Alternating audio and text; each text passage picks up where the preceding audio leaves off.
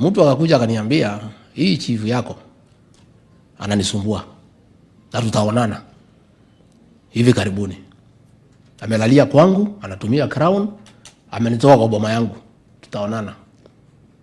Mimi nikaita hao machifu. Nikasema vile mimi nasikia, sikuambiwa ni nani. Lakini hiyo mzee vile ameongea, kuna mtu atakuja kukata makende hapa.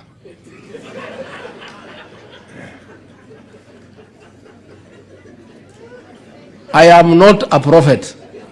Within 10 days,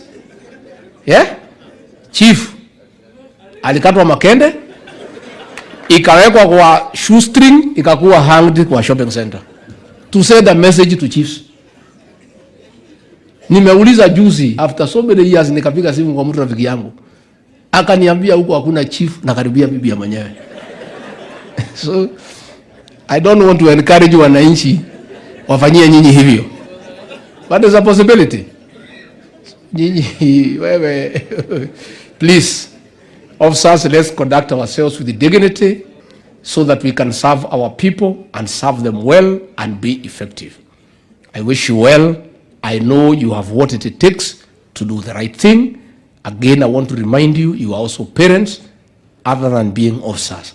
Please do the right thing, uphold the law, eradicate crime, apprehend offenders, and make sure you have sufficient evidence to secure successful conviction. I am looking forward to a very healthy discussion. Asanteni.